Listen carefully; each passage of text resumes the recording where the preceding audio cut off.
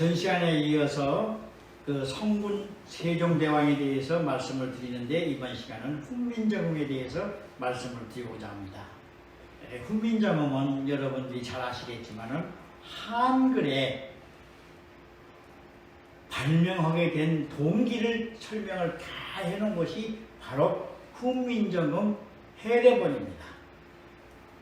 이 해례본은 원래 이 훈민정음에는 크게 나눠가지고 한문이 우리 말을 제대로 서민들이 모르기 때문에 서민들이나 또는 이런 것을 제대로 그 전파를 해주기 위해서 원래가 훈민정음을 한글을 만들기 시작했는데, 이것은 이 세종 25년도에 훈민정음을 창제를 했습니다. 만들었습니다.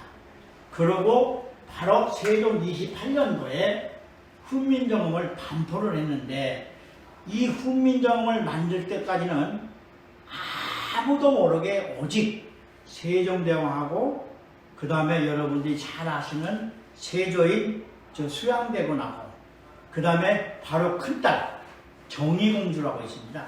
이 세 사람을 데리고 전혀 밑에 있는 대소신하나 또는 학자들한테는 일절 조언을 받지 않고 오직 그 정의공주에 의해서 의문 교육을 다 해가지고 물어가지고 세종대왕께서 처음부터 끝까지 다 만들었던 겁니다. 그 중에서 제일 힘든 고생을 많이 한 사람이 정의공주인데, 정의공주는 이걸 만들어 놓고 바로 죽었습니다. 그래서 이렇게 죽였는데, 이 훈민정음의 창제는 세종대왕과 수양대군, 정의공주 등 창제까지 인처오고 이 신하들이 한번 몰았었는데, 이 훈민정음을 보면 여러분들이 아마 많이 아시겠지만은 나란 말씀이 서로 사무띠아니었지 이런 전차로 니르고저 홀배 28자를 맹건하니 해서 훈민정음에 대해서는 최초에 했는데, 거기에 있는 신하들이 전부 이것은 낌새를 느끼고 지편전이 바로 그 근정전 왕이 정사를 놓는 그 옆에 건물이 있다 보니까 서로 와가지고 아니되옵니다 우리 사극에서 나오는 식으로 그렇게 많은 사람들이 반대를 했었습니다. 그러면은 이 해례라는 것은 해석한다는 그런 뜻입니다. 그래서 이 훈민정음을 알기 쉽게 해설하여 놓은 책인데, 여기 보면은 제자라는 게 있습니다. 제자 원리, 기준, 자음, 모음, 음상 설명이고, 초성이라고 이제 초성이 무엇이냐면은 바로 기역, 니은, 디귿, 리을입니다. 그래서 여기 보면은 아음이 있고 설음이 있고 진음이 있고 치음이 있고 후음이 있는데, 이게 우리가 이제 그 근래 현세 와가지고 지적용 그 선생 이후에 다시 현대에 맞게끔 나열을 해놓은 것인데, 여기 보면은 이제 그 아음과 설음과 진음과 치음과 후음이 있는데, 여기는 가장 과학적으로 만들었던 겁니다. 뿐만 아니라 지금 이 한글은 오늘날 미래의 그 글자입니다. 컴퓨터와 하나도 들리지 않고, 즉 IT에 의해서 만들어 놓은 것이 해당이 되는 것이 보고, 지금 일본도 컴퓨터를 치다 보면은 걔들은 받침이 없습니다. 가락가랍니다. 그 다음에 한문은 뭐냐면 뜻글자입니다. 그래서 한문을 해가지고 소리 글자를 만들어가지고 다시 그거 두 번을 쳐야 됩니다. 컴퓨터를. 그래서 지금 중국은 간자라는 것을 만들었습니다. 간자. 이 한문이 정자가 아니고, 그래서 간자를 만들어가지고 지금 활용을 하고 있는 그런 건데, 지금 세계의 석학들이 이걸 공통으로 쓰자. 대한민국 한글을 공통으로 쓰고 가장 현대 앞으로 과학으로 발전되는 모든 것은 이 한글로 표기를 하고 그걸 근거로 남기자라고 하는 언어학자들이 참 많습니다. 그래서 훈민정음은 전체 28자인데 오늘날 쓰는 것은 24자입니다. 거기에 보면은 여기에 이제 나와 있는데 이 글자 여기에 이제 불탁 해가지고 이 위에 동그란 거에다가 그 위에 올라 나와 있는 거.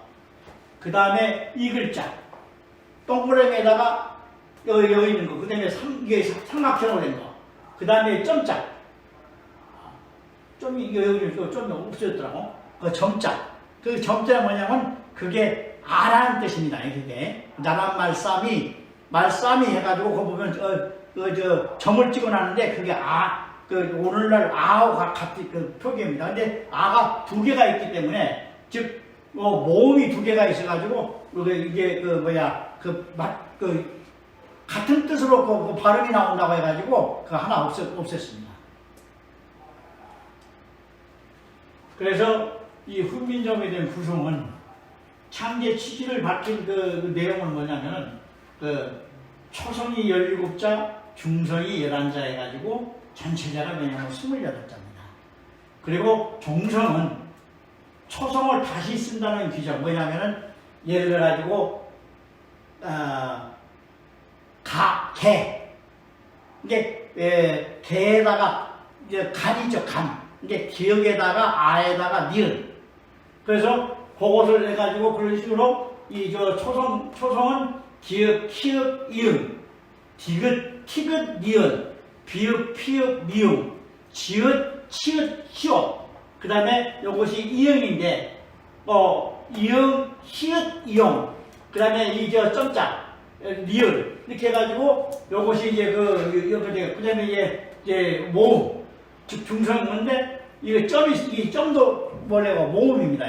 이 점이고 그 다음에 이, 오, 아, 우, 어, 요, 야, 유, 어, 여 해가지고 이렇게 달아가 보면 모든 것이 다 이루어집니다.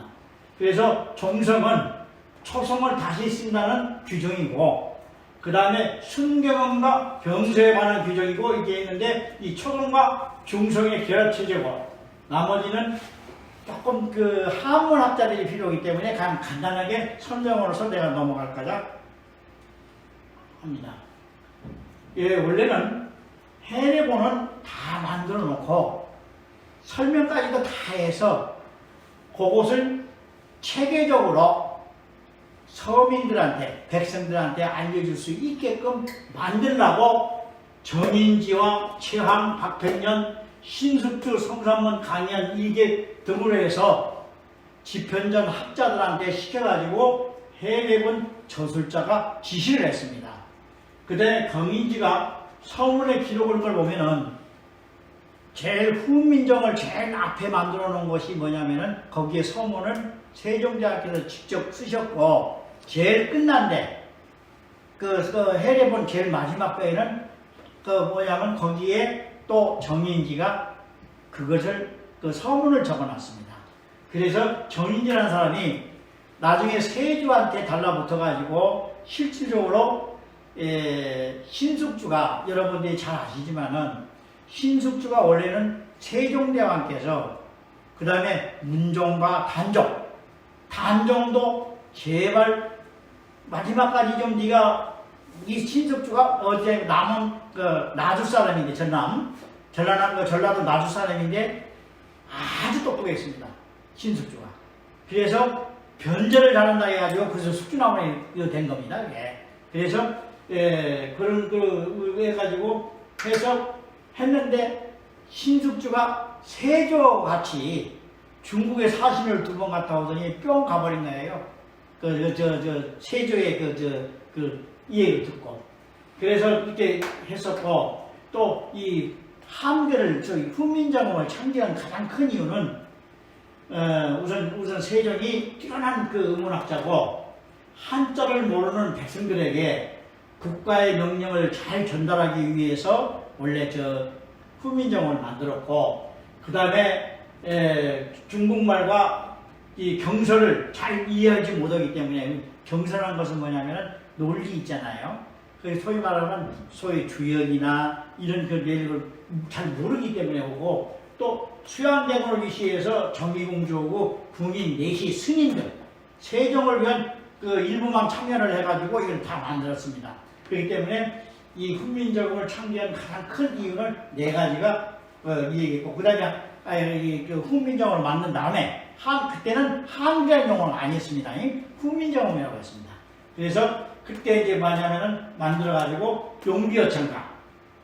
용비어천가를 제일 먼저 세종 27년에, 이것은 반포하기 이전에 한글로 정인지를 이시해서 권제도 영의정까지 한 사람입니다. 그래서 하고 박연, 또 음악에 대해서는 이가 해서 세종 29년에 편찬을 했는데, 용비어천가 자체는 음악입니다. 해동의 육룡이 나르샤 해가지고 올라온 목조, 그 다음에 이제 환조, 익조 해서 4대 고조 할아버지부터 해서 태조, 이성계, 자기까지, 태종까지 들어가는 것이 자기의 이 세종의 아버지인 태종까지 들어가가지고 이걸 했던 거예요.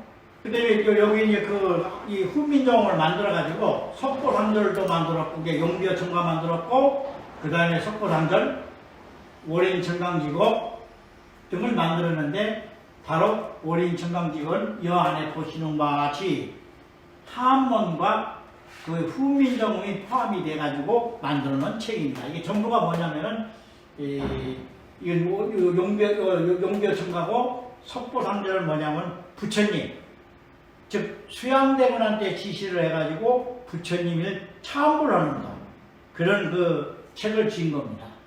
그 다음에 월인천강지곡도 마찬가지고, 누가 되냐면 이 세종이 소요나무 부인이 옛날에는 막 정신없이 부부관계만 해서 그런지 그때는 또 피임약도 없고 하다 보니까 많이 애기를 낳다 보니까 왕비들이 힘들었어요. 그래가지고 죽자 그걸 지어놓은 겁니다. 그 다음에 석고상절이라고 지금 오늘날 전례가 됩니다. 그 다음에 이제 월인천강지곡도 세종이 직접 만들었습니다. 지어가지고 했던 거, 자기 부인을 위해가지고 지어놓은 겁니다.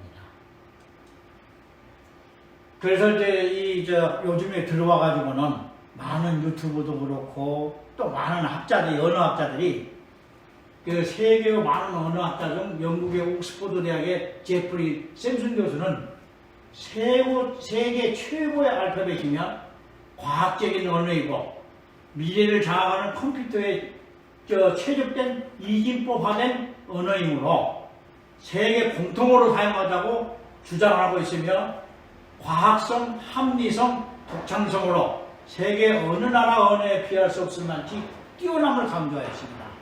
이게 바로 그리스 문자인 라틴어에서 전파된 영어 ABCD도 우리 한글을 따라가지고 돌아갈 수가 없다고 봅니다. 예를 들어서 예쁘다는 것도 영어로 하면 뷰티, 그 다음에 스마트, 요거 두 가지 외에는 없는데, 우리 한글은 자그만치 약 1000가지가 나온답니다.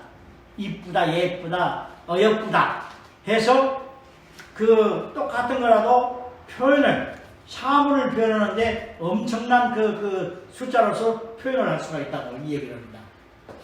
그러면은 지편전은 언제 설치가 되어 있느냐면은 올해 고려 인종 때 설치했으나 유명무실하다가 세종대왕 2년에 왕이 딱 돼가지고 제일 먼저 이 사람이 왕이 되기 이전에, 세종대왕 왕이 되기 이전에 이 훈민정음을 생각을 했었습니다. 그래서 하면서 자기가 왕이 되자마자 바로 궁궐 내 집현전을 설치를 해줬습니다. 그리고 설치 당시에는 10명으로 구성이 되셨는데 대제학, 부지학 등 9등분까지 편성이 되는데, 여기에서 나머지 사람은 급여만 주지 실질적으로 그 사람들이 어떤 실권이 없었습니다. 단 대제하고 부제학만 거기에서 의견을 수렴을 해가지고 집결시켜서 그래서 거기서 좋은 의견을 도출을 해가지고 이것을 세종한테 건의를 했었습니다.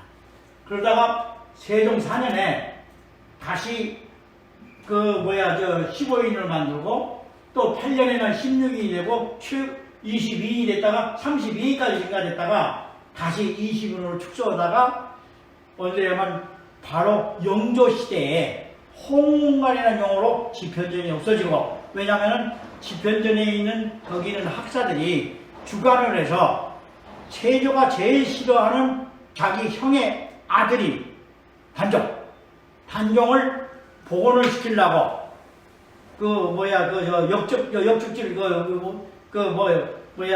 역적질을 했는데, 그래서 이 집현전을 항상 신경을 쓰고 있다가 나중에 바뀌었습니다.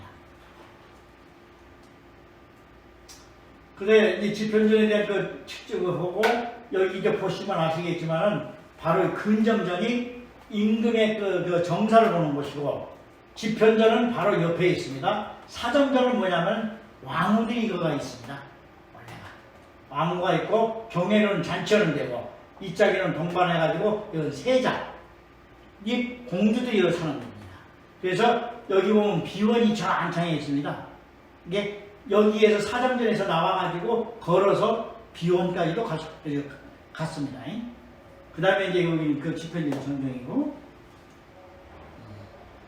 그 다음에 특히 집현전 학자 중에서는 의금부를 그 구성을 시켰었습니다. 하도 반대하니까. 이게 뭐냐면 세종 26년이면 26년에 2월 달에 집현전 부제학 최만리와 학자 7명이 훈민정음 창제와 반포를 반대하며 4대주의적 사상을 간직한 학자들의 상소를 접한 세종대왕께서 부제학 최만리, 직제학 신속조 등 7명을 겁주려고 의금부에 구속을 시켰다가 그 이튿날 풀어주라고 했습니다. 그런데 그 중에서 특히 은교 정창소는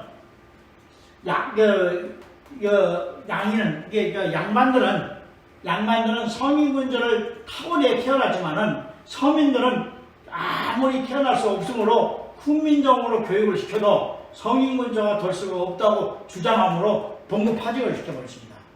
그래서 정창소는 완전히 여기서 했다가 나중에 얘가 반란을 했습니다. 정창소이가 반란을 역모를 했습니다. 그리고 직진 김무는 세종이 직접 국문하도록 지시한 일이 있었습니다.